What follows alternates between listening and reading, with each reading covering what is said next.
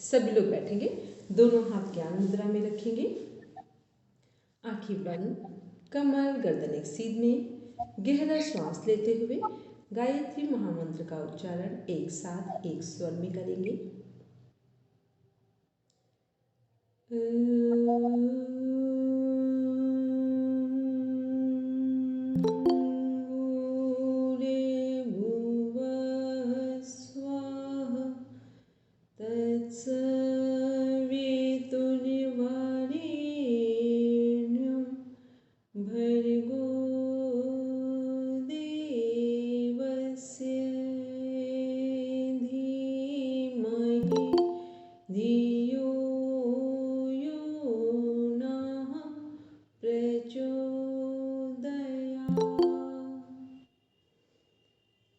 Now rub your palm, touch your eyes, then open your eyes.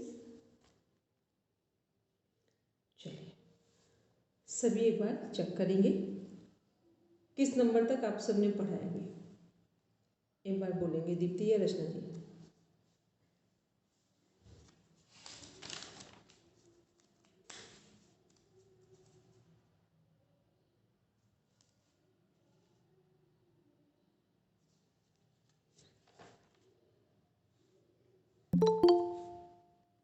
मेरी आवाज पहुंच रही है रचना जी? जी मैम, वो शेयर कर लिया मैंने, अभी जस्ट हुआ है। ठीक है, चलिए हमने कहा था कि किस नंबर तक आप लोगों ने कंटिन्यूटी से पढ़ा है? 20 तक तो आपने करवाए थे, उससे आगे सर ने करवाए थे हमें। ईश्वर की अवधारणा पूरी हो गई है, प्रच्छदना विधारणा अभ्याम। ठीक है, एक बार जहाँ 20 नंबर तक पढ़ा था वहां पर आइए, अपनी बुक ओपन करिए सब।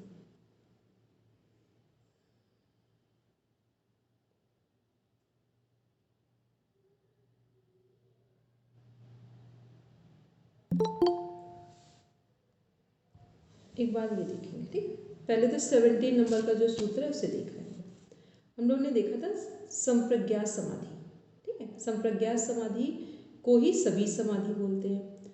और संप्रज्ञात समाधि के बाद कौन सी समाधि है? असंप्रज्ञात। और सबीज के बाद निर्बीज। मतलब संप्रज्ञात और सबीज क्या है? ये सब हमारे सिनोनिम्स है, पर्यायवाची है। और संप्रज्ञात के बाद की स्टेज असंप्रज्ञात, कैवल्य। और जो सबीज है वो निर्बीज हो जाएगा। लेकिन ध्यान रहे, कैवल्य का कोई दूसरा नाम नहीं है। जैसे सबीज और निर्बीज है, ऐसे कैवल्य नहीं। कैवल्य मीन्स मोक्ष ही है। फिर हम लोगों ने 4 स्टेजेस देखी थी संप्रज्ञात समाधि में: वितर्क, विचार, आनंद और अस्मिता। वितर्क में भी देखा था सवितर्क, निर्वितर्क, जो स्थूल विषय पर समाधि थी। फिर विचार में देखा था सविचार, निर्विचार, सूक्ष्म विषय पर की जाने वाली समाधि थी। उसके बाद आनंद है, उसके बाद अस्मिता है। ये आनंद कौन सा है? जिसमें हम निर्विचार होकर एक आनंद महसूस करना शुरू करते हैं जीवन और के प्रति, प्रकृति के प्रति, ठीक है। लेकिन ये परमानंद की स्थिति नहीं है। क्यों नहीं है? क्योंकि अभी कैवल्य या निर्बीज समाधि, असंप्रज्ञात अभी बाकी है, आगे है। फिर है अस्मिता।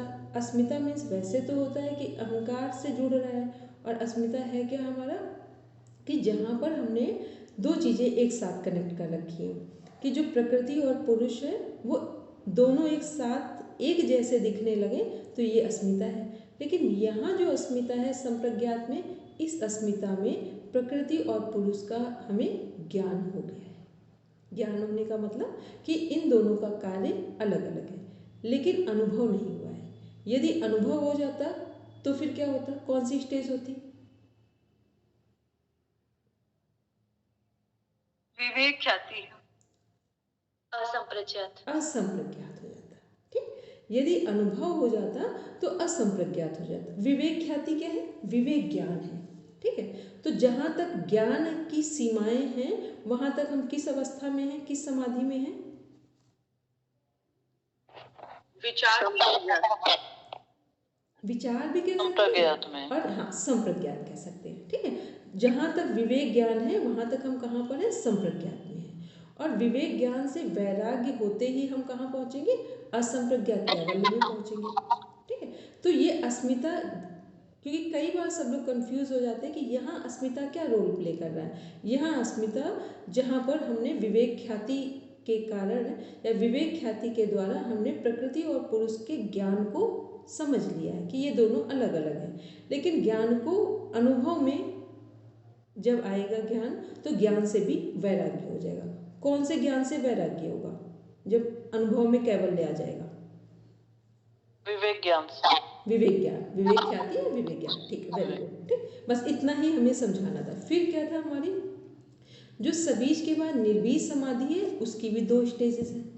कौन कौन सी 2 उसकी अवस्थाएं हैं? एक विधेय योगी और एक प्रकृति लय, या उपभाव प्रत्यय, और दूसरा क्या था हमारा? उपाय प्रत्यय। ठीक है, दीप्ति कंफर्म करो पूरा कॉन्सेप्ट। असंप्रज्ञात समाधि को कितने पार्ट में डिवाइड किया गया है? असंप्रज्ञात समाधि 2 प्रकार की है, भाव प्रत्यय और उपाय प्रत्यय। भाव प्रत्यय के अंदर विदेही और प्रकृति लय योगी है। उपाय प्रत्यय के अंदर 5 प्रकार के साधन दिए गए, जिसे साधक पंचक कहते हैं, श्रद्धा, वीर्य, स्मृति, समाधि, प्रत्यय, पूर्वक, इंद्रियशा। वेरी, ठीक है। ये क्या किसका कॉन्सेप्ट है हमारा? असंप्रज्ञात समाधि या कैवल्य का, कि जो असंप्रज्ञात है इसमें भी 2 पार्ट में डिवाइड है, भाव प्रत्यय और उपाय प्रत्यय। भाव प्रत्यय में वो कौन से लोग हैं? जो हमारे विधेय योगी हैं और जो प्रकृति लय, जिनकी साधना पूरी कैवल्य तक पहुंचने से पहले ही उनका शरीर छूट गया है। तो ये सब दूसरे जन्म में 3 से 5 वर्ष की अवस्था के बाद, जहाँ से इनकी साधना 1 वर्ष की, 6 महीने की, 2 वर्ष की, जितनी भी इनकम्प्लीट रह गई थी उसको वहाँ से पूरी करके वहीं पर वो ज्ञान को नहीं प्राप्त करेंगे, वो कैवल्य को प्राप्त कर लेंगे, मोक्ष को प्राप्त कर लेंगे, ठीक। उपाय प्रत्यय में क्या है? जो हम सभी लोग हैं। उपाय प्रत्यय में श्रद्धा, वीर्य, स्मृति, समाधि, प्रज्ञा, ये 5 चीज़ें जब हमारे जीवन में होंगी तब हम क्या करेंगे? तब हम मोक्ष, मुक्ति, कैवल्य को प्राप्त करेंगे। इन श्रद्धा, वीर्य, स्मृति, समाधि, प्रज्ञा का मीन्स क्या है? इनको टोटल में क्या बोलते हैं? साधक पंचक बोलते हैं। क्वेश्चन 2 तरह से आता है। एक, साधक पंचक क्या है, या उपाय प्रत्यय किसके लिए है, या उपाय प्रत्यय में कितने अंग हैं, कितने, ये हमारा किस में कनेक्ट हो रहा है? उपाय प्रत्यय में किसके लिए? कैवल्य को प्राप्त करने के लिए। अब हम लोग आगे देखते हैं। फिर है हमारा 21 में देखेंगे,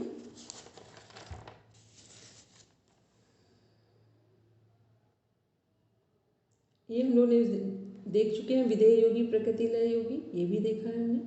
अब देखते हैं जो हमारा जो साधना करेंगे तो उन साधनाओं के लिए साधकों का स्तर क्या होगा, और साधकों की साधना में क्या क्या चीज़ें या क्या क्या कंटेंट शामिल होगा। सब अपना अपना बुक में ओपन करेंगे 21 नंबर का सूत्र। सभी लोग जिनके पास बुक है वो सब देख लेंगे, ठीक है। तीव्र संवेगा नाम आसन्ना, इसका मीन्स हुआ कि जिनके साधन की गति तीव्र है उनकी निर्वीज समाधि शीघ्र ही सिद्ध होती है। व्याख्या है, जिन पुरुषों का साधन, अभ्यास और वैराग्य तेजी से चलता है, जो सब प्रकार की विघ्न बाधाओं को ठुकराकर अपने साधन में तत्परता से लगे रहते हैं, उनका योग शीघ्र सिद्ध हो जाता है। हेमलता मैम, ये कौन से लोगों की समाधि है? फर्स्ट, सेकंड, थर्ड, ये कौन से साधक है?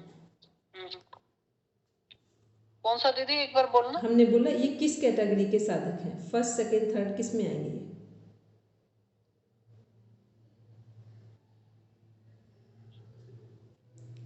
ये फर्स्ट में आने चाहिए दीदी, अभ्यास और वैराग्य। दिव्या किसमें आएंगे? दिव्या किसमें आएंगे? उच्च कोटि के साधक, ठीक है। फर्स्ट, हाँ, उच्च कोटि, प्रथम कोटि, फर्स्ट, कुछ भी बोलेंगे, ठीक है, या उत्तम कोटि, ये सब फर्स्ट का ही नाम है, ठीक है।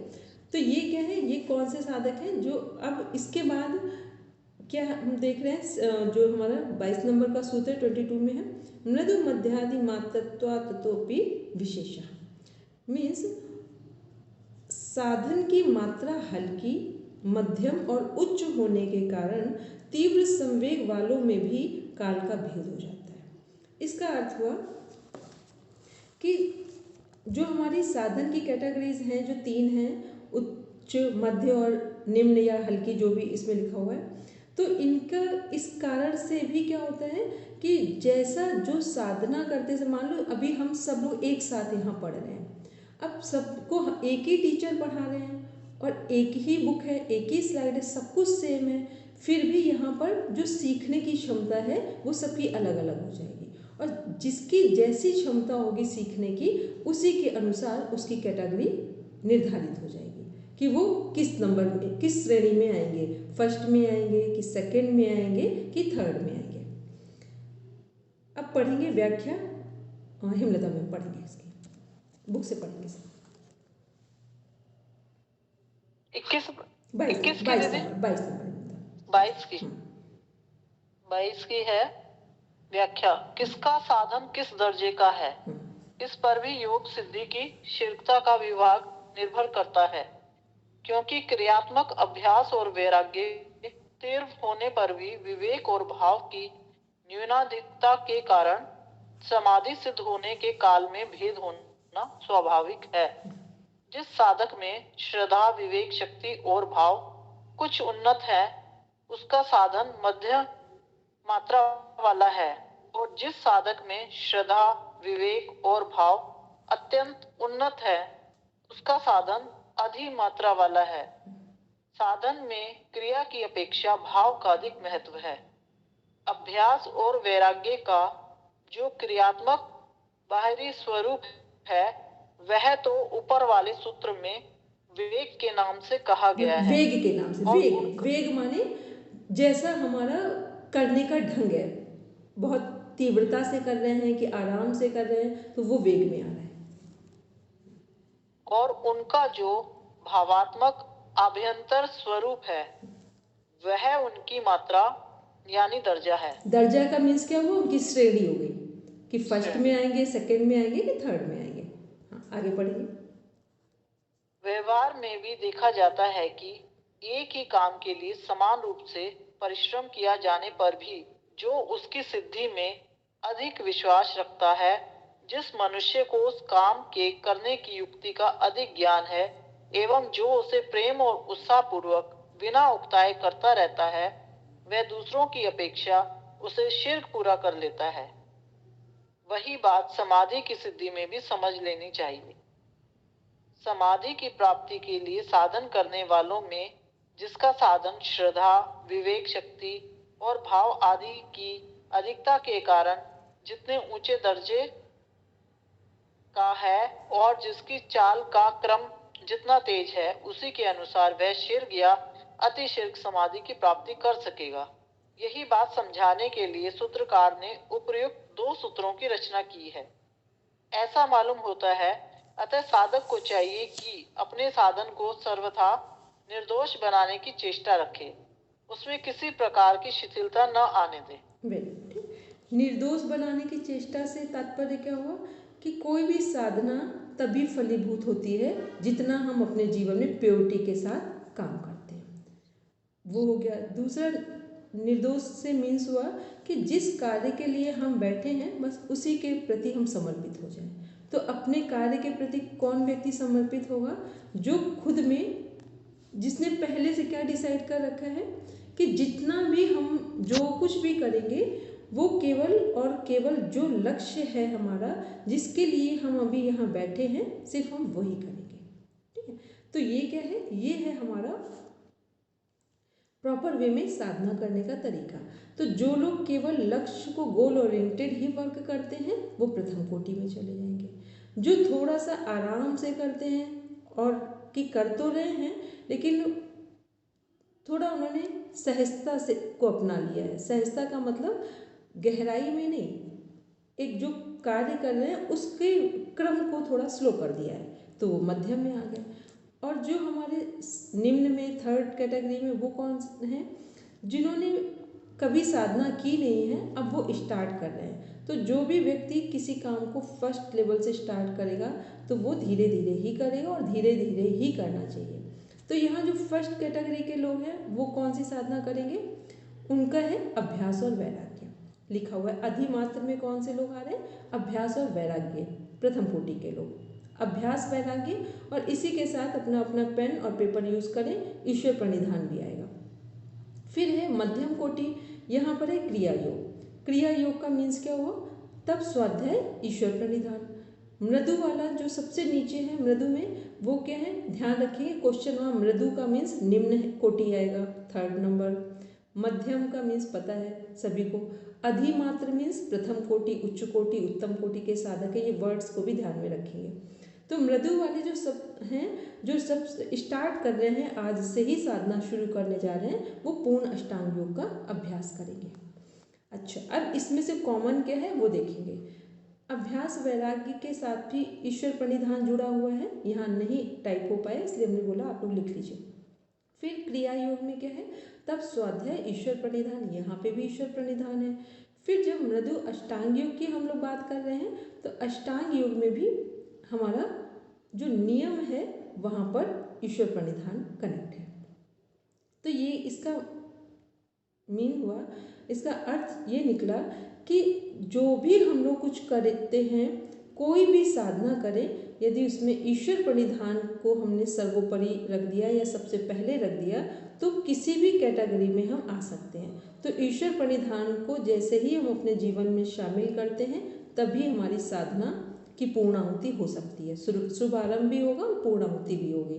तो ईश्वर प्रणिधान सभी जगह है। मतलब ये हुआ कि जब आप ईश्वर प्रणिधान नहीं करेंगे, तो चाहे आप उत्तम कोटि की बात करें, मध्यम की करें या मृदु की करें, कहीं पर भी बिना ईश्वर प्रणिधान के कैवल्य मोक्ष की प्राप्ति नहीं हो सकती है। अपर्णा मैम ने हैंड रेज किया था कुछ देर पहले। हेलो अपर्णा। वो आंसर बताने के लिए क्या था जब आप पूछ रहे थे ना अभ्यास वैराग्य के। ठीक है, दीप्ति क्या कह रहे हैं? हेलो दीप्ति। मैम एक चीज में थोड़ा कंफ्यूजन था बोलो।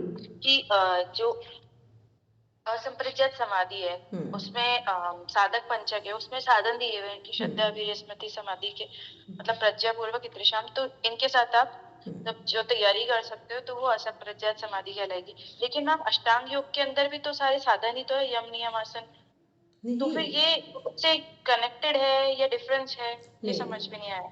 ये उसी से कनेक्टेड है, ठीक है। वहाँ पर जैसे हम लोगों ने सेकंड जो हमारी वो है कैटेगरी जो है साधकों की, वहाँ तप स्वाध्याय ईश्वर प्रणिधान है, वो है तो नियम के अंदर ही तो आ रहा है, ठीक है। अष्टांग योग इसलिए बोला गया है पूरा कि जो बिल्कुल नए साधक हैं वो स्टार्टिंग करेंगे कहाँ से, यम से करेंगे, ठीक है। जो हमारा उपाय प्रत्यय की जो समाधि है वो स्टार्टिंग से नहीं की जा रही है, ठीक है, या स्टार्टिंग से भी कर रहे हैं, तो वहाँ सबसे पहले क्या दिया हुआ, श्रद्धा दी हुई है। आपको लग रहा है कि श्रद्धा, जो नए लोग हैं वो सभी श्रद्धा से स्टार्ट कर सकते हैं, इसका मतलब है कि ये साधक जो हैं वो काफ़ी लंबी साधना कर चुके हैं, उनके जीवन में श्रद्धा आती है। श्रद्धा सबसे टफ पार्ट है जीवन का, ठीक है। तो जो अष्टांग योग है यम से शुरू हो रहा है, ये बिल्कुल बेसिक पॉइंट लिया गया है। और जो जैसे भाव, वहाँ पे कैटेगरीज जो है भाव प्रत्यय और उपाय प्रत्यय, तो वो उन साधकों के लिए हैं जो थोड़ा आगे बढ़ गए। जैसे भाव प्रत्यय में विधेय योगी प्रकृति लय योगी हैं, वैसे ही उपाय प्रत्यय में भी जो साधक हैं वो बिल्कुल जीरो से खड़े नहीं हो रहे हैं, वो थोड़ा साधना के स्तर में आगे बढ़ चुके हैं, वो साधक हैं वहाँ पर। क्लियर है दीप्ति? Yes ma'am. चलिए नेक्स्ट है हमारा सूत्र ईश्वर प्रणिधानाद्वा। ईश्वर प्रणिधानाद्वा मीन्स क्या है कि ईश्वर के प्रति ईश्वर प्रणिधान से भी समाधि की सिद्धि शीघ्र हो सकती है, सबसे सरल साधन है। और पूरे अष्टांग योग में कह दें या जीवन के दृष्टिकोण को देखते हुए रखते हुए देख लें कि जो हमारा ईश्वर प्रणिधान है ये इसमें कोई बाउंडेशन नहीं है, ये सबसे सरल है और सबसे कठिन है। तो इसलिए सरल उनके लिए है जो पूरी तरीके से निर्दोष व्यक्तित्व में आ चुके हैं, कठिन उनके लिए है जिनके जीवन में ज्ञान का असीम भंडार है। जब ज्ञान बहुत आ जाता है जीवन में तो समझ लेना कि अब मोक्ष नहीं मिलेगा। जितना लोगों के पास कम ज्ञान होता है, श्रद्धा अधिक होती है, समर्पण अधिक होता है, उतना ही वो मोक्ष को जल्दी प्राप्त कर सकते हैं। बहुत ज्ञान कभी कभी अहंकार का कारण बन जाता है। लेकिन जब समर्पण की भावना आ जाती है तो जो कुछ भी हमारा होता है वो ईश्वर को ही समर्पित हो जाता है। तो जब केवल और मोक्ष की बात करेंगे तो वहाँ समर्पण अधिक आवश्यक है या समर्पण ही आवश्यक है। और जो हमारा ये है ज्ञान की बात कर रहे हैं तो ये ज्ञान बहुत बार बाधक बनता है हमारा जाके। ठीक है, बोलेंगे अंजू? मैम जैसे जिनके पास नॉलेज तो बहुत सारा हो जाता है लेकिन वो उसका सदुपयोग नहीं करते हैं तो वो मोक्ष थोड़ी ना मिलेगा मैम। वो बिल्कुल नहीं मिलेगा, बिल्कुल नहीं मिलेगा। ठीक, चलिए अब हम लोग देखते हैं इसके बाद ये ईश्वर प्रणिधान है। तो अब हम लोग 23rd से देख रहे हैं सूत्र जो हमारे 29 नंबर तक के। ये किससे संबंधित हैं? ये सभी हमारे ईश्वर के गुणों से या ईश्वर से संबंधित है। इसके बाद हम लोग देख रहे हैं क्लेश कर्म विपाकास्य परामृष्ट पुरुष विशेष ईश्वर। इसको ये क्या है, ये हमारे सामने सूत्र देखो। क्लेश जो है हमारे नीचे देख रहे हैं, क्लेश कर्म विपाक आशय। क्लेश कौन से हैं? 5 क्लेश हैं। कौन कौन से 5 क्लेश हैं? अविद्या, अस्मिता, राग, द्वेष और अभिनिवेश। फिर कर्म हमारे कौन कौन से हैं? बोलेंगे अपर्णा मैम? शुक्ल कर्म है, फिर कृष्ण कर्म है, फिर शुक्ल कृष्ण कर्म है और फिर अशुक्ल अकृष्ण कर्म। Very good. ठीक, ये 4 प्रकार अकृष्ण जो है वो योगी के लिए, वो योगी के कर्म है। ठीक है, फिर इसके बाद विपाक है। विपाक का मीन्स क्या होता है? जो विपाक मीन्स क्या होता है? बोलेंगे अंजू? पके हुए कर्म है। वेरी गुड, जो पके हुए कर्म जो बस भोगने के लिए हमारे सामने आने वाले हैं। फिर आशय क्या है हमारा? आशय क्या है? अच्छा, आशय किससे संबंधित है? मन बुद्धि चित्त अहंकार किससे संबंधित है? आशय चित्त से संबंधित है। वेरी गुड, चित्त से संबंधित है आशय हमारा। ठीक है, सभी लोग लिख रहे हैं चित्त से संबंधित है आशय। फिर व्याख्या है इसमें अविद्या, अस्मिता, राग, द्वेष और अभिनिवेश। ये 5 क्लेश हैं। इनका विस्तृत वर्णन ये हम लोग आगे देखेंगे। 4 हमारे कर्म हैं। फिर नीचे देख रहे हैं हम लोग समस्त कर्म संस्कारों के समुदाय का नाम क्या है? आशय है। तो कर्म संस्कार कहाँ इकट्ठे होते हैं हमारे? कर्म संस्कार हमारे कहाँ इकट्ठे हुए हैं? चित्त में। ठीक है, तो इसलिए चित्त को ही आशय बोला गया है, जिसे चित्ताशय भी कई जगह लिखा होता है। ठीक है, चित्ताशय। इसके बाद हम लोग देख रहे हैं यदि मुक्त जीवों का पीछे संबंध नहीं रहता तो पहले भी संबंध था, किंतु ईश्वर को कभी भी इनसे न संबंध था, न है, न होने वाला है। इस कारण उन मुक्त पुरुषों से भी ईश्वर विशेष है। ये बात प्रकट करने के लिए सूत्रकार ने पुरुष विशेष पद का प्रयोग किया है। मतलब पुरुष विशेष का मीन्स हुआ कि ईश्वर अनादि है। ठीक है, तो ईश्वर के ऊपर कर्मों का कोई आक्षेप नहीं है। जो कर्म की बात हो रही है वो सब कहाँ हो रही है? प्रकृति के अंदर हो रही है। इसलिए ईश्वर को किसकी संज्ञा दी गई है? पुरुष विशेष की। वैसे क्या है हम लोग? शरीर प्रकृति, आत्मा पुरुष और पुरुष विशेष क्या है? जो ये हमारा निराकार ईश्वर है, उनकी बात हो रही है यहाँ पर, जिनकी सत्ता से इस सृष्टि को चलाया जा रहा है। इसके बाद देख रहे हैं तत्र निरति संयम सर्वज्ञ बीजम।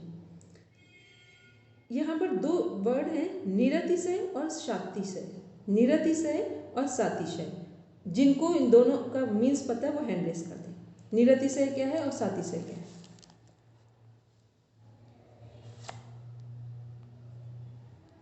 बोलेंगे दीप्ति?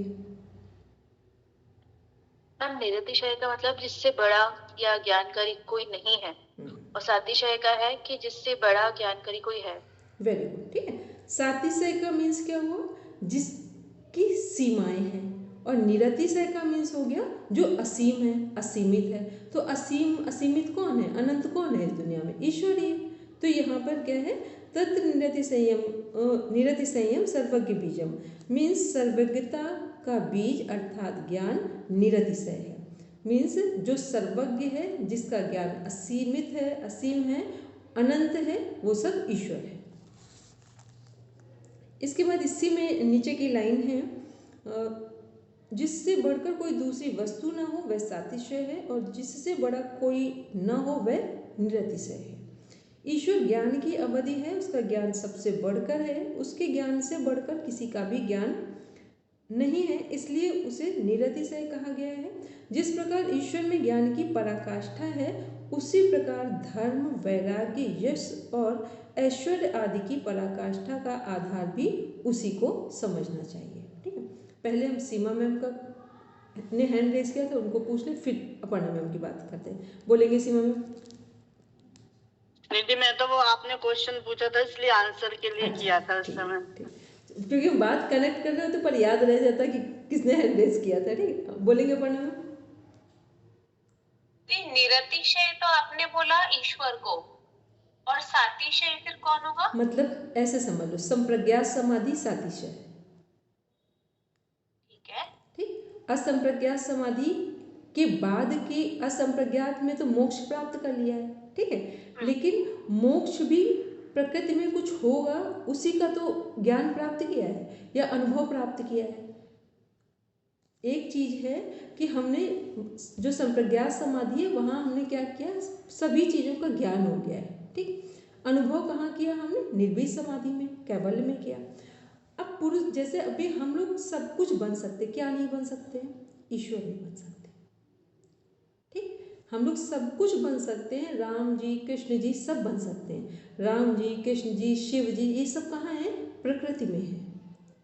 ठीक, इनके ऊपर भी एक सत्ता है जो सतत काम कर रही है, जिसे बोलते हैं महाकाल। ठीक, अब महाकाल ये शिव जी को नहीं कहा जा रहा है, महाकाल का मीन्स हुआ उनके अंदर ये सब लोग आ रहे हैं। ठीक है, तो ये क्या है? तो निरतिशय का मीन्स हुआ जिसके बाद कोई नहीं, वो निरतिशय हो गए। सातिशय का मीन्स हुआ जिसके बाद अभी कुछ है। ठीक है, तो मीन्स हम लोग ने कैवल्य भी प्राप्त कर ले तब भी सातिशय में ही आएंगे, निरतिशय में नहीं आएंगे। ठीक है, क्यों आएंगे? क्योंकि निरतिशय किसके लिए है? केवल इनफाइनाइट बीइंग के लिए है, ईश्वर के लिए और किसी के लिए नहीं है, ये बात। फिर नेक्स्ट देखते हैं, पूर्वेशम अपि गुरु कालीना वक्ष्येदा, मीन्स वह ईश्वर सबके पूर्वजों का पूर्वज, गुरुओं का गुरु, कालों का काल, क्योंकि उसका काल से अवच्छेद नहीं है। व्याख्या क्या है? सर्ग के आदि में उत्पन्न होने के कारण सबका गुरु ब्रह्मा को माना जाता है, परंतु उसका काल अवच्छेद है। समझे? काल अवच्छेद है, क्योंकि कितने बार सृष्टियां बन चुकी हैं। राम जी आए तब भी ब्रह्मा जी थे, कृष्ण जी आए तब भी ब्रह्मा जी थे। ठीक है, इसका मतलब रामायण, महाभारत, हर काल, सतयुग, त्रेता, द्वापर सब चल रहा है और हर बार सारी चीजें चल रही हैं। तो इसका मीन्स हुआ कि इससे भी ऊपर एक सत्ता है जिसके अंडर में ये सब कुछ घटित हो रहा है। फिर है इसी में, ईश्वर स्वयं अनादि और अन्य सबका आदि है। स्वयं अनादि है और अन्य सबका आदि है। आदि का मतलब शुरुआत है। ठीक, बोलते हैं ना, आदि है और अंत है। तो आदि भी ईश्वर है, अंत भी है, इसलिए उनको क्या व्याख्या संज्ञा दी गई? अनादि। वह काल की सीमा से सर्वथा अतीत है, वहां तक काल की पहुंच नहीं है, क्योंकि वह काल का भी महाकाल है। इसलिए वह संपूर्ण पूर्वजों का भी गुरु, यानी सबसे बड़ा, सबसे पुराना और सबको शिक्षा देने वाला है। ये क्लियर है लगभग सभी को। ठीक है, इसके बाद है तस्य वाचकः प्रणवः। वह उस ईश्वर, वाचक नाम क्या है ईश्वर का? प्रणव, ओमकार है। ईश्वर को किस नाम से जाना जाता है? ओमकार के नाम से जाना। जो ओमकार की व्याख्या पर कितने श्लोक अभी तक काउंट किए गए हैं? 22,000। 22,000 श्लोक केवल ओमकार की व्याख्या पर है।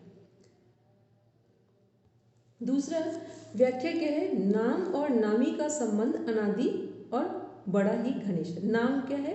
जो भी कोई ओमकार है। नामी क्या है? ईश्वर है। तो ईश्वर और ईश्वर के नाम दोनों का संबंध बड़ा ही घनिष्ठ है। इसी कारण शास्त्रों में नाम जप की बड़ी महिमा है। गीता में भी जप यज्ञ को सब यज्ञों में श्रेष्ठ बतलाया गया है। जो हम लोग भक्ति योग और भी कुछ आगे के चैप्टर्स हैं, वहाँ पे जप यज्ञ को क्या बताया गया? सर्वश्रेष्ठ माना जाता है। कहा जाता है जप से श्रेष्ठ कुछ भी नहीं है। यदि हम सही ढंग से जप करें तो सबसे सरल भी है और सबसे सुगम साधन भी है। फिर ओम उस परमेश्वर का वेदोक्त नाम होने से मुख्य है। श्रीमद् भगवत सभी शास्त्र में बोल दिया कि सब टोटल जितने भी शास्त्र ग्रंथ हैं उनको अगर सबको कनेक्ट करें तो 22,000 श्लोक की व्याख्या की जा चुकी है। इस कारण यहाँ उसी का वर्णन किया गया है। इसी वर्णन से श्री राम, श्री कृष्ण आदि जितने भी ईश्वर के नाम हैं उनके जप का भी महत्व समझ लेना चाहिए। अब एक बात समझ लें, ओमकार को कुछ नामों से देख लें। जो हमारा आ उ मा है, ओमकार किसको प्रेजेंट करता है? Past, present, future. ठीक, जब हम ओमकार की साधना करते हैं तो पास्ट, प्रेजेंट और फ्यूचर तीनों से, जिसे बोलते हैं त्रिकालातीत या कालातीत, उससे पार हो गए। भूत, भविष्य और वर्तमान तीनों यहाँ कनेक्ट हो रहे हैं ओमकार में। और क्या कनेक्ट हो रहा है? ब्रह्मा, विष्णु, महेश कनेक्ट हो रहा है। वैसे क्या कनेक्ट हो रहा है? सरस्वती, महासरस्वती, महालक्ष्मी, महाकाली, ये सब क्या है? सब ओमकार से कनेक्ट हो रहे हैं। तो ये सब क्या है? जैसे ही हम आ उ मा, जिसे बोलते हैं जागृत, स्वप्न, सुसुप्ति, और चंद्र बिंदु क्या है? तुरीयावस्था, कैवल्य हो गया। फिर क्या है? जब हम लोग अभी मॉडर्न कॉन्सेप्ट में आते हैं, महर्षि अरविंद को देखते हैं तो उन्होंने क्या बोला है? कौन कौन सी स्टेजेस हैं? जो हमारे बाहर के लोग हैं, वेस्टर्न जितने भी हमारे साइकोलॉजिस्ट हैं, उन्होंने क्या बोला है? 3 से, अगर 3 को देखें ओम का आ उ मा, तो उन्होंने क्या व्याख्या की है? कॉन्शियस लेवल, सब कॉन्शियस लेवल और अनकॉन्शियस लेवल। यहाँ तक वेस्टर्न मनोवैज्ञानिकों ने, जो पाश्चात्य मनोवैज्ञानिक है, उन्होंने बस यहाँ तक व्याख्या की है। जो हमारे यहाँ महर्षि अरविंद है, उन्होंने मॉडर्न टाइम में क्या व्याख्या की है? कॉन्शियस लेवल, सब कॉन्शियस, अनकॉन्शियस और सुपर कॉन्शियस। ये सुपर कॉन्शियस क्या है? कॉन्शियस लेवल क्या है? आ, सब कॉन्शियस उ, अनकॉन्शियस म, और जो सुपर कॉन्शियस है वो चंद्र बिंदु है। तो ये ओमकार उन्हीं से कनेक्ट है कि यदि हम ओमकार का जप करते हैं तो जप करते करते एक स्थिति आएगी जब हम मोक्ष को प्राप्त कर जाएंगे, पास्ट, प्रेजेंट और फ्यूचर से बाहर निकल जाएंगे। तो जितने लोग मोक्ष को प्राप्त करते हैं वो क्या करते हैं? पास्ट, प्रेजेंट और फ्यूचर तीनों से बाहर होकर अपने अस्तित्व को प्रकृति में देखते हैं, यूनिवर्स में। अब नेक्स्ट देखते हैं तज्जपस तदर्थ भावनम। और जितने भी हमारे वैदिक जितने भी मंत्र हैं जो गुरु दीक्षा में दिए जाते हैं या वेदोक्त जितने मंत्रों का उच्चारण किया जाता है, उन सब में किसको कनेक्ट किया जाता है? ओम को रखा जाता है पहले। उसके बाद फिर मंत्रों की व्याख्या या उच्चारण किए जाते हैं। वेद में जो श्रुतियाँ वगैरह गाई जाती हैं वो तभी गाई जाती हैं। नेक्स्ट है 28 में तज्जपस तदर्थ भावनम। उस ओमकार का जप, उसके अर्थ स्वरूप परमेश्वर का चिंतन करना चाहिए। कोई भी जप कब फलीभूत होता है? जब हम चिंतन करेंगे। चिंतन का मीन्स, मान लो हम लोग ओम जप कर रहे हैं तो ओम का मीन्स क्या है? कि ब्रह्मा, विष्णु, महेश ये तीनों हमारे मंत्र में समाहित हैं, या हम पास्ट, प्रेजेंट और फ्यूचर से धीरे धीरे ऊपर उठने वाले हैं। दूसरा, मान लो हम लोग बोल रहे हैं हरिओम जप कर रहे हैं, तो हरिओम का मीन्स क्या है? कि जो भगवान नारायण हैं वो हमारे पाप ताप को हर रहे हैं। कोई भी ऐसा मंत्र नहीं, ओम नमो भगवते वासुदेवाय, कोई भी मंत्र उठाएं, मान लो गायत्री मंत्र की बात करते हैं जो महामंत्र में काउंट किया जाता है, वो क्या है? जब हम गायत्री मंत्र के स्वरूप को, कि हमारी बुद्धि पवित्र हो रही है, सन्मार्ग की ओर प्रेरित हो रही है, इस भाव से गायत्री माता का आवाहन करते हुए मंत्रों का उच्चारण करते हैं, तो हमारे चक्रों में मंत्रों का एक तरह से प्रस्फुटन होता है, जिससे हमारी प्रज्ञा जागृत होती है। तो ये कब होगा? जब हम कोई भी मंत्र, जहाँ पर मंत्र के अधिष्ठाता भी हों, मंत्र के जो देवी देवता हैं उनका स्वरूप हो, उनके स्वरूप के अनुसार उनके कार्यों के बारे में हमें पता हो, अब एकाग्रचित्त होकर जब मंत्र का जप करेंगे, वो भी ब्रह्म मुहूर्त में या संध्या के टाइम सीधे बैठकर एक नियत स्थान पर, तब हमें मंत्रों के द्वारा उनका प्रभाव समझ में आता है और हम जीवन मुक्ति की तरफ आगे बढ़ते हैं। अन्यथा केवल आप, एक होता है कि 100 रुपये आपको मिला है तो केवल आप उसके 25 पैसे का ही यूज़ कर पा रहे हैं, बाकी आप 100 रुपये से दूर दूर कनेक्ट नहीं है।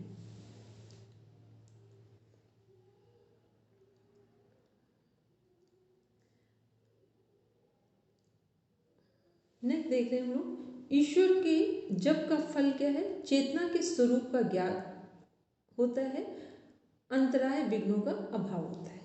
जब हम लोग पहले एक बार 29 नंबर का सूत्र पढ़ लेते, फिर आते हैं इसको देखते हैं।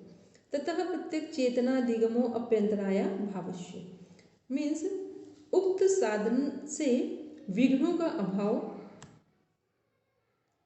उक्त साधन से विघ्नों का अभाव और अंतरात्मा के स्वरूप का ज्ञान भी हो जाता है। कौन कौन से, मतलब विघ्नों का अभाव और उक्त साधन मीन्स जो हमारे ऊपर साधन बताए गए हैं, ओंकार की जो साधना बताई गई है, यदि इनका हम सदुपयोग करते हैं, अपने जीवन में इन्हें लाते हैं, तो क्या होगा कि हमारे जीवन में जो भी बाधाएं आती हैं उनसे हम पार हो सकते हैं। तो वो बाधाएं कौन कौन सी हैं हमारी? व्याधि, स्त्यान, संशय, प्रमाद, आलस्य, विरति, भ्रांति, दर्शन, अलब्ध भूमिकत्वान्वस्थित्वानि चित्त विक्षेपास्ते अंतराया। तो पहले हम लोगों ने ऊपर क्या देखा है कि ईश्वर के जप का फल क्या है कि चेतना के स्वरूप का ज्ञान होगा, और चेतना के स्वरूप का ज्ञान होगा तो जो हमारे जीवन में विघ्न है वो आएंगे तो, लेकिन हमें परेशान नहीं करेंगे। तो उसमें क्या है? आत्मा का प्रत्यक्ष और अंतरायों का अभाव। अब देखते हैं, ये हमारे जो विघ्न हैं ये हमारे सामने हैं। 9 प्रकार के विघ्न हैं जो कि हमें ईश्वर की प्राप्ति में भी और जीवन में भी जब हम कुछ प्राप्त करना चाहते हैं तो भी ये 9 प्रकार के विघ्नों का हमें सामना करना पड़ता है। ये विघ्नों का सामना कौन कर रहा है? जिन्होंने ईश्वर की आराधना को या ईश्वर के जो गुण हैं उनको ठीक से समझा नहीं है, उनको ये फेस करना पड़ेगा। अदरवाइज उनको, जिनके जीवन में ईश्वर के गुणों का पूरा ज्ञान है, मंत्र ईश्वर क्या है, मंत्र क्या है, मंत्र का प्रभाव कैसे होगा, तो फिर इन विघ्नों का हमें सामना नहीं करना पड़ेगा। आएंगे लेकिन हम यहाँ पर फंसेंगे नहीं, ठहरेंगे नहीं। तो इसमें से जो हमारे 9 जो विघ्न हैं, योग अंतराय हैं, इसमें से 2 जो है हमारा व्याधि और आलस्य, ये किससे संबंधित है? शारीरिक। वेरी गुड, शारीरिक, शरीर से संबंधित है। बाकी जो है हमारे स्त्यान, संशय, प्रमाद, अविरति, भ्रांति, दर्शन, अलब्ध भूमिकत्व, अनावस्थित, ये क्या है? ये सब हमारे मन से संबंधित। व्याधि का मीन्स हो गया वात, पित्त, कफ, जो त्रिदोषों के कारण हमारे शरीर में रोग उत्पन्न होते हैं। स्त्यान मीन्स हो गया कि जो कार्य है उसमें हमारा चित्त लग ही नहीं रहा है, चित्त को रुचि नहीं हो रही है कि हम अपने योग साधना को मन से करें। फिर है संशय। संशय मीन्स होता है डाउट्स आना कि ये सही है कि नहीं, कोई परिणाम मिलेगा कि नहीं मिलेगा जो साधना कर रहे हैं।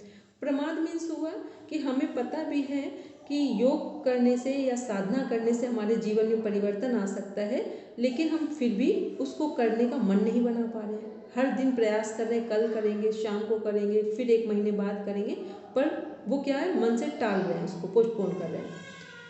इसके बाद आलस्य क्या है? ये शरीर के लेवल पे है कि आलस्य, जब भी हमें साधना करना है तो हमारा माइंड सेट होना चाहिए कि हमारा साधना में जीवन है या हम अपने जीवन को बहुत आगे ले जाना चाहते हैं, तो हमें क्या करना चाहिए कि भोजन ऐसा लें जो हमारे शरीर में आलस्य पैदा ना करे, दूसरों के हाथों का भोजन ना लें, किसी के भी कैसे भी पैसे हों उनके द्वारा आए हुए भोजन को ग्रहण ना करें।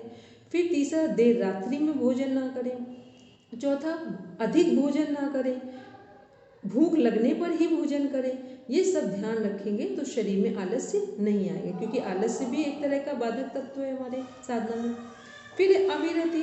अविरति मीन्स होता है कि हम जो कर रहे हैं, मान लो हम कर रहे हैं अभी साधना, लेकिन हमें बाहर जाने का मन कर रहा है, लग रहा है पहले बाहर की चीज़ों को पूरा कर लें, ठीक है, तो वो अविरति मीन्स हुआ कि जो हम कार्य कर रहे हैं उसके अपोजिट हमारे कार्य करने का मन कर रहा है। फिर भ्रांति दर्शन क्या है कि हमको थोड़ी सी साधना की है, 1 महीने भी नहीं हुए, हमको अपने आप ही हेलुसिनेशंस आने लगे, हमको ऐसे ही पता चलने लगा कि साधना फलीभूत होने लगी, ठीक है, जबकि बिल्कुल असंभव है। हो सकता है, ऐसा नहीं कि नहीं होता है, होता है, लेकिन ये नहीं कि कुछ कोई चीज़ रेंग रही है, ऐसा लग रहा है रेंगने जैसा, क्रिपिंग जैसा फील हो रहा है हमारी स्पाइन में, हमें लगा कि कुंडली जागरण हो रही है, ऐसा होता ही नहीं, इतने फास्ट है। साधना का पथ इतना सरल नहीं है। फिर है अलब्ध भूमिकत्व। अलब्ध भूमिकत्व मीन्स हुआ कि साधना के जिस स्टेज को हम पाना चाहते थे, वहाँ पहुँच तो गए, पहुँचना चाहते थे, उसको हम पहुँच नहीं पा रहे, वहाँ प्राप्त नहीं कर पा रहे। हर दिन सोच रहे हैं कि हम 5 मिनट एकाग्र चित्त हो जाएं, त्राटक करके या ब्रीदिंग अवेयरनेस के साथ, लेकिन नहीं कर पा रहे हैं। तो जब नहीं कर पा रहे तो इसका कुछ तो कारण होगा। या तो आप संसार में इतना अटैच्ड हैं कि उसकी वजह से नहीं कर पा रहे हैं, और या फिर आपको अपने लक्ष्य के प्रति बहुत, जिसे बोलते हैं ना कि जब किसी को लक्ष्य प्राप्त करना होता है तो कौन से लोग लक्ष्य प्राप्त करते हैं? जो डू एंड डाई में जाते हैं।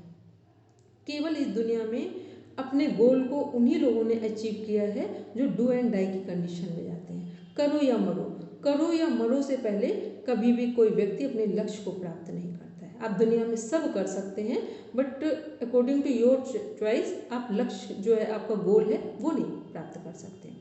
तो ये हो गया अलब्ध भूमि तत्व। अब आते हैं अनवस्थित तत्व। अनवस्थित तत्व क्या है हमारा?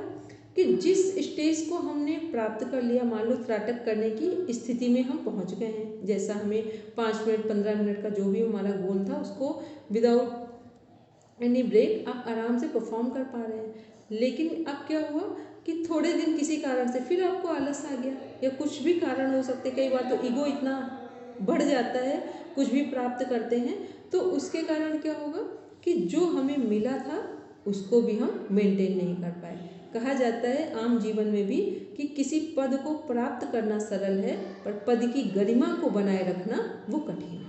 तो ये क्या हुआ? ये अनवस्थित तत्व है जो हमारे योग में भी एक बाधक तत्व है। तो ये 9 हमारे बाधक तत्व हैं। यदि ईश्वर के गुणों को हम अपने जीवन में उतारेंगे, जब करेंगे, तो फिर हम इनसे बच सकते हैं। इसके बाद विक्षेप और विक्षेप सैभुआ दोनों को दूर करने के लिए, यानी निषेध के लिए क्या करें? तो ये हमारे जो सैभुआ हैं क्या, इनमें से वो देखते हैं। 31 नंबर का सूत्र, दुख दौर्नस्य अंग मेजत तो श्वास प्रश्वासा विक्षेप सैभुआ। इसका मीन्स क्या हुआ कि दुख दौर्नस अंग मेजत तो श्वास और प्रश्वास, ये 5 तरह के हमारे क्या विघ्न हैं। ये क्या है? साथी है। किसके साथी हैं ये पांचों?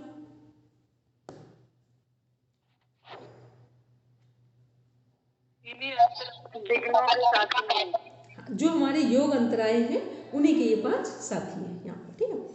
तो जो दुख है वो कितने तरह के हैं हमारे? 3 तरह के हैं। 3 तरह। कौन कौन से हैं? पहला आध्यात्मिक दुख, फिर आदि भौतिक दुख, फिर आदि दैविक दुख। आध्यात्मिक दुख क्या है? अब अपना अपना पेन, जिनको जिनको कॉन्सेप्ट याद है तो ठीक है, अदरवाइज अपना अपना पेन यूज करेंगे। आध्यात्मिक दुख है हमारे, जिसे बोलते हैं, 5 है हमारे। आध्यात्मिक दुख है मैन वर्सेस विद इन, आदमी का स्वयं से संघर्ष, ये है आध्यात्मिक दुख। फिर नेक्स्ट है आदि भौतिक दुख, मैन वर्सेस विद मैन, आदमी का आदमी से संघर्ष और जानवरों से, कीट पतंगों, कीड़े मकोड़ों, ये सब का संघर्ष किसमें है? Man versus with man. फिर इसके बाद है मैन वर्सेस विद नेचर। ये क्या है?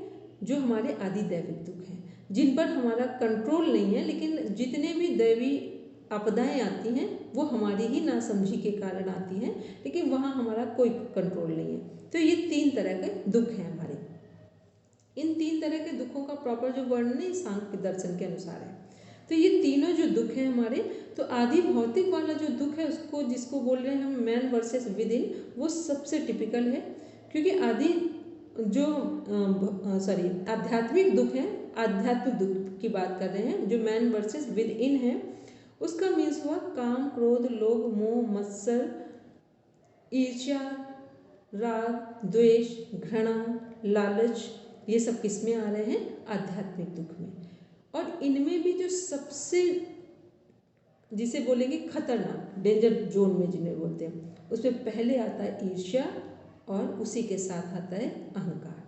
ईर्ष्या और अहंकार इतने सूक्ष्म होते हैं कि कई बार आप भी नहीं समझ पाते हैं कि हम सच में दूसरों से ईर्ष्या कर रहे हैं या हमें अपनी चीज़ों का अहंकार हो रहा है।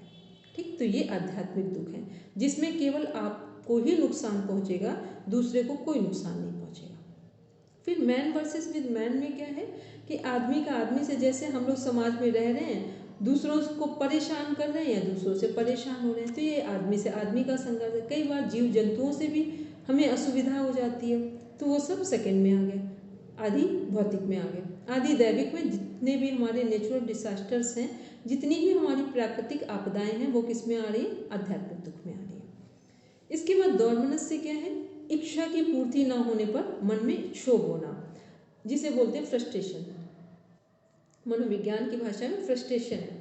तो जब भी हमारी कोई इच्छा पूरी नहीं होगी तो हमारा अंतर्मन कुंठित हो जाएगा। और ये जरूरी नहीं है जैसे आप हम लोग देखते हैं ना, घर के छोटे बच्चे होते हैं, उनको अगर एक टॉफ़ी, चॉकलेट, एक पेंसिल, उनकी पसंद की 1 रुपए की चीज़ की भी यदि उन्हें नीड है या उनका मन है लेने का, तो उसके ब्याह पर आप उन्हें 500 रुपये भी दे दें या सामान दे दें 500 रुपये का, 1000 का, लेकिन वो कहाँ रहेंगे, उनका मन वहीं रहेगा जो उन्हें 1 रुपये का सामान चाहिए। तो ये क्या है कि और वो नहीं मिला तो जो हमने बड़ा सामान भी उन्हें दिया है उसको भी वो अच्छे से एक्सेप्ट नहीं करेंगे और परेशान होंगे। तो फ्रस्ट्रेशन का मीन्स हुआ कि जो चीज़ हमें चाहिए वो नहीं मिल रही है और उसके बिहाफ पर अच्छे से अच्छी चीज़ें मिल जाएं तब भी हमारा मन कुंठित रहेगा। इसके बाद अंग में ज्योत। अंग में ज्योत क्या है, बिना किसी वजह से हमारे हाथ पैर हिल रहे हैं, ये भी योग में एक बहुत बड़ा बाधक तत्व है। फिर है हमारा श्वास और प्रश्वास। श्वास में होता है बिना हमें पता ही नहीं है कि कब हमने श्वास ले लिया, प्रश्वास में कब हमने श्वास छोड़ दिया।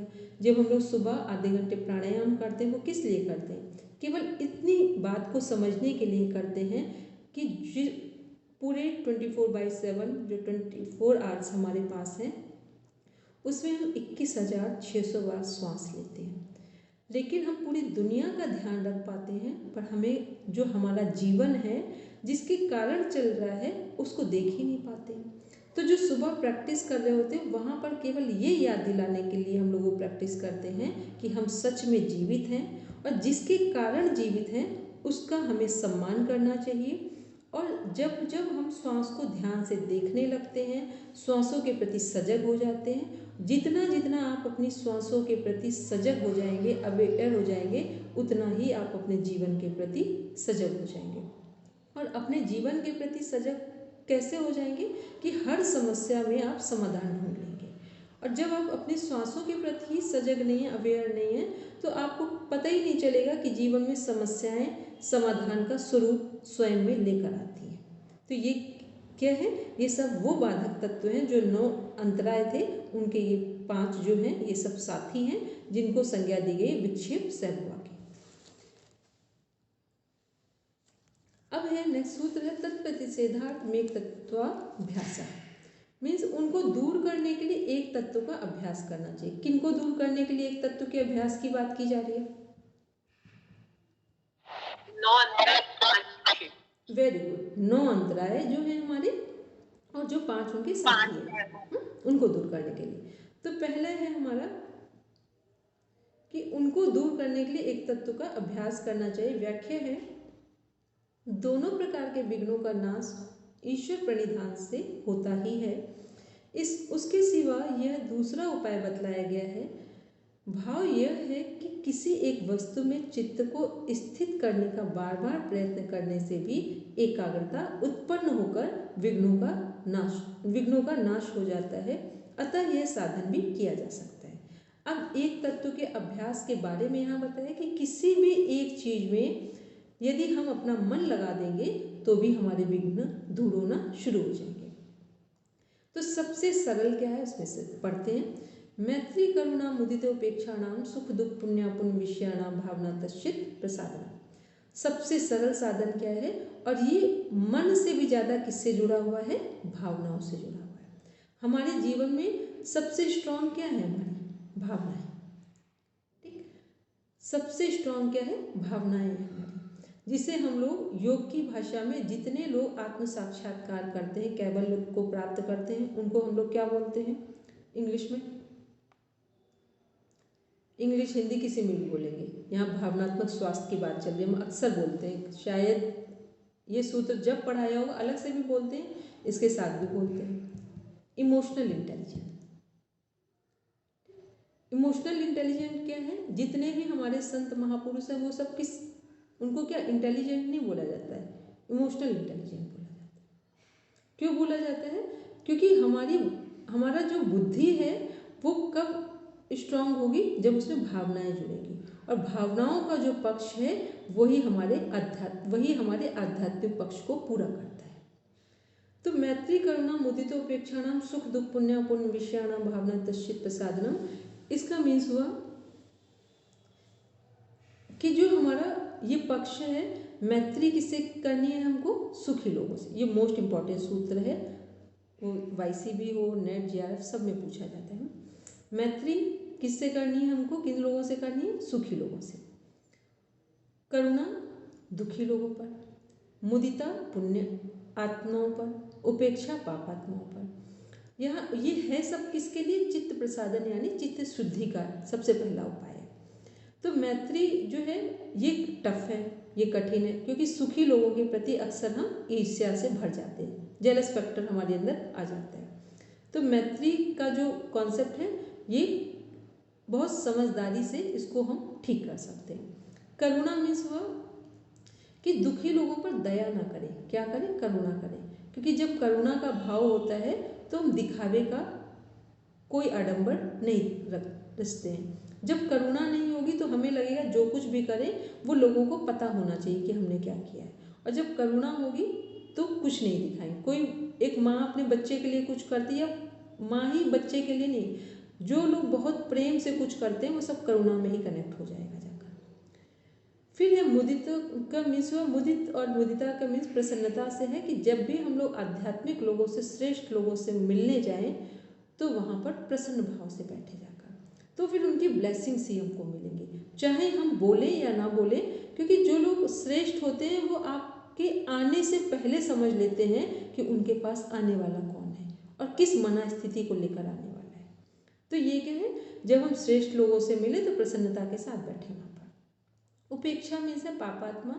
उपेक्षा का मीन्स जो पापात्मा है, इसको थोड़ा सा कॉन्सेप्ट को अपने शब्दों में चेंज कर लेंगे कि पापात्मा कोई नहीं है इस धरती पर। हर व्यक्ति के अंदर अच्छे और बुरे दोनों ही गुण हैं। हम लोग महात्मा गांधी का कोटेशन पढ़ते थे, hate the sin not the sinner, पाप से घृणा करो पापी से नहीं, कि कोई भी व्यक्ति है उसमें अच्छे और बुरे दोनों गुण हैं। तो हमें क्या करना है, जो चीज़ें ठीक नहीं हैं उसकी उपेक्षा करनी है, वो चाहे दूसरे व्यक्ति में हो, व्यक्ति वस्तु परिस्थिति में हो या खुद में हो। तो जो आदतें हमारी अच्छी नहीं हैं उनको ध्यान ना देकर अच्छी आदतों पर ध्यान देना है, अच्छी हैबिट्स पर ध्यान देना है, क्योंकि अच्छी चीज़ों के कारण, अच्छी आदतों, अच्छे संस्कारों के कारण ही या उनके द्वारा ही हम जीवन में प्रोग्रेस कर सकते हैं। तो ये क्या है, चित्त प्रसादन का सबसे सरल उपाय। अब देखो ध्यान से हम लोग देखेंगे, हम में से कोई पढ़ा लिखा भी हो, कम हो, अधिक हो, क्या किसके पास है ये मैटर नहीं करता है। इनमें से जो चारों चीज़ें हैं, मैत्री, करुणा, मुदिता, उपेक्षा, लगता है कि इसके लिए हमें किसी के पास जाना पड़ेगा, कोई साधना करनी पड़ेगी। यदि हम यहीं बैठे हैं और यहीं बैठकर इन चारों को अपने जीवन में उतार सकते हैं, ठीक। तो ये क्या सबसे सरल साधन है, जिनके पास कुछ भी ना हो, कुछ भी करने का मन ना हो, तो केवल ये जो चार चीज़ें हैं इनको अपने जीवन का हिस्सा तो बना लें। नेक्स्ट है इसी में प्रच्छर्दन विदारणाभ्याम वह प्राणस्य, मीन्स प्राण वायु को बार बार बाहर निकाल कर रोकने का अभ्यास। देखो कहा जाता है जिनको कैवल्य प्राप्त करना हो वो बहिर्कुंभक का अभ्यास करें, और जिनको संसार की समृद्धि प्राप्त करनी हो वो अंतःकुंभक का अभ्यास करें। मतलब संसार में समृद्धि भी श्रेष्ठतम की बात कर रहे हैं, ये केवल ये भोगने वाली प्रवृत्ति की बात नहीं कर रहे हैं। जिनको भी कैवल्य का या मोक्ष की प्राप्ति करनी हो तो मोक्ष की प्राप्ति वाले लोग कहाँ अभ्यास करते हैं? बहिर्कुंभक का अभ्यास करते हैं। और संसार के जितनी भी मनोकामनाएं पूर्ण करनी हो वो श्रेष्ठ ही क्यों ना हो, वो सब अंतःकुंभक में जाएंगे। क्लियर है कॉन्सेप्ट? हैंड रेज करके बोल देना, क्योंकि अंतःकुंभक बहिर्कुंभक का मीन्स क्या है, इसलिए यहाँ लिखा है प्राण वायु को बार बार बाहर निकाल कर, बहिर्कुंभक की बात हो रही है। अपना में यस में आया आंसर, ये क्वेश्चन है यस में आया, समझ आ गया। लेकिन जब हम प्राणायाम करते हैं, मैं प्रैक्टिकल एस्पेक्ट की बात कर रही हूँ, तो अंतःकुंभक लगाना आसान होता है, बाह्य कुंभक लगाना थोड़ा मुश्किल होता है, और टाइम स्पैन भी अंतःकुंभक का ज्यादा होता है, बाह्य कुंभक आसानी से नहीं लग पाता, क्योंकि बाह्य कुंभक में भी इतनी रुचि नहीं है। और वैसे भी एक चीज़, पहली बात वेद उपनिषद सभी बोल रहे हैं कि पहले हम संसार का सदुपयोग करना सीखें, ठीक है। तो हम सभी सामान्य लोगों के लिए अंतःकुंभक ही सरल पड़ेगा और वो करना भी चाहिए, ठीक है। फिर जैसे जैसे आपकी जितनी जो जो नीड हैं वो धीरे धीरे पूरी, क्योंकि अंतः कुंभक में भी हम जब आपको सुबह सिंपल, कोई हमारा तो ऐसा बहुत बड़ा कोई रोल भी नहीं है, तो जब सुबह बात करते हैं तो क्या बोलते हैं कि संकल्प क्लियर हो और कल्याणकारी हो।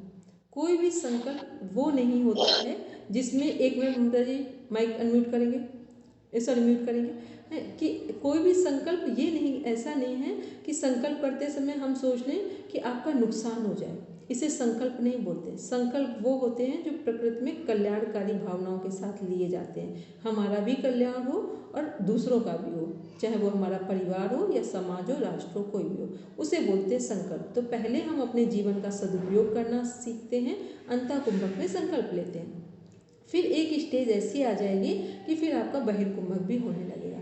तो इसलिए हमने कॉन्सेप्ट क्लियर किया कि बहिर्कुंभक का अभ्यास वो लोग करते हैं जिन्हें केवल मोक्ष चाहिए, और ये अंतः कुंभक का करेंगे, लेकिन ये थोड़ा सा डीपर पार्ट है और एक गहरी बात है कि बार बार श्वास को बाहर निकालने की बात क्यों कह रहे हैं, क्योंकि जितना जितना हम श्वास को बाहर रोकते हैं इसका मतलब है हम संसार से विरक्त होते जा रहे हैं। बोलेंगे ममता, कुछ कहते हैं?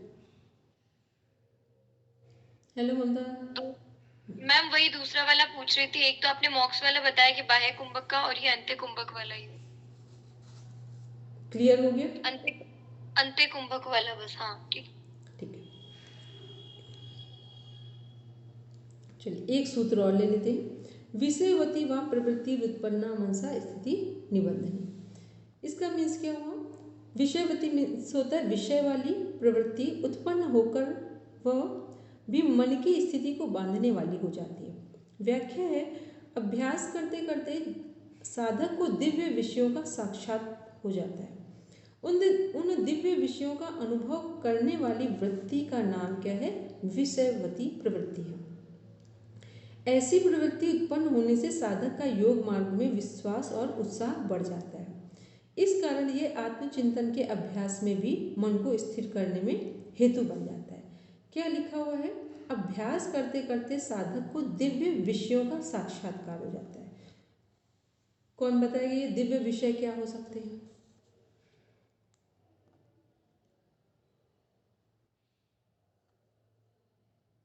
जिस सामने आपके लिखे हुए हैं, ठीक है, सामने लिखे विषयवती प्रवृत्ति, विषयों का, ये तो खैर इसमें नीचे दिया हुआ है। अभी ये दिव्य विषय क्या क्या होंगे? मान लो वीतराग विषयम व चित्तम। इसका मीन्स हुआ कि जिस पुरुष के राग द्वेष सर्वथा नष्ट हो चुके हैं, ऐसे विरक्त पुरुष को ध्येय बनाकर अभ्यास करने वाला, अर्थात उससे विरक्त भाव का मनन करने वाला चित्त भी स्थिर हो जाता है। मीन्स ये हुआ कि कोई भी हमने दिव्य विषय बनाया, वो विषय स्थूल हो या सूक्ष्म हो, यदि उस विषय का भी हम पूरा साक्षात्कार कर लेते हैं तो भी हमारा मन एकाग्रचित्त हो जाएगा। और जैसे ही हमारे मन में पूर्ण एकाग्रता आ जाएगी, कौन सी समाधि सिद्ध हो जाएगी? संप्रज्ञात। Very good. कौन सी समाधि सिद्ध होगी हमारी? संप्रज्ञात। ठीक। जब भी हमारे जीवन में किसी भी एक कॉन्सेप्ट पर हमारी मान लो हम पूरी तरह एकाग्र हो गए कोई भी एक चीज़ में, जो भी वो प्राणायाम हो, वो किसी पर त्राटक कर रहे हो, कुछ भी ऐसा हमने किया, तो जैसे ही हमारा चित्त एकाग्र होगा जिस भी विषय में पूरी तरीके से, तो उसका फल क्या मिलेगा हमको? उसका फल होगा कि हम पूरी तरीके से संप्रज्ञात समाधि की ओर बढ़ गए। और फिर जब संप्रज्ञात समाधि आ गई है, इसका मतलब कि हम निरंतर अभ्यास कर रहे, सतु दीर्घ काल निरंतर आया सत्कारा सेवितो दृढ़ भूमि, तो समझ लें कि हम फिर कैवल्य की ओर बढ़ जाएंगे। अब केवल 20 सेकेंड्स में आंसर देंगे, ठीक है? बोलेंगे शिवम, नहीं तो फिर कल देंगे। दीदी मेरे को तो ये पूछना है, प्रमाद और आलस दोनों ही वो हैं, विघ्न डिफरेंस है, तो दोनों ही आलस एक तरह से। प्रमाद मन के स्तर पर होता है, प्रमाद मन में होता है, आलस से शरीर में होता है। अच्छा, थैंक यू दीदी। बोलेंगे रचना जी। वीतराग जैसे महात्मा बुद्ध का ध्यान करें, हाँ, व्यक्ति के सेंस में जो कैवल्य को प्राप्त हुए जितने महापुरुष हैं वो सब वीतराग में आते हैं। ठीक है, चलिए सब शांति पाठ के लिए बैठेंगे और सभी का होमवर्क है, ये जो हमारी बुक है इसको पूरी तरह से पढ़कर रखेंगे। और दूसरी चीज़ है कि जो हमारा PDF है उसे कंप्लीट करके रखेंगे। ठीक, चलिए सब बैठेंगे। शांति पाठ के लिए।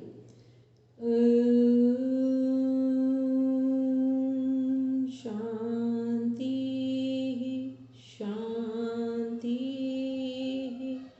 शांति सर्वारिष्ठेषु शांतिर्भवतु। Now rub your palm, touch your eyes, then open your eyes. अब सभी लोग मुस्कुरा लेंगे क्योंकि बहुत सीरियस हो गए तुम लोग पढ़ने में। पता है ये विषय ऐसे है ना कि अगर माइंड डाइवर्ट कर दिया तो पॉइंट से हट जाएगी। ठीक है, चलो सबको प्रणाम, शुभ रात्रि, बाय। प्रणाम।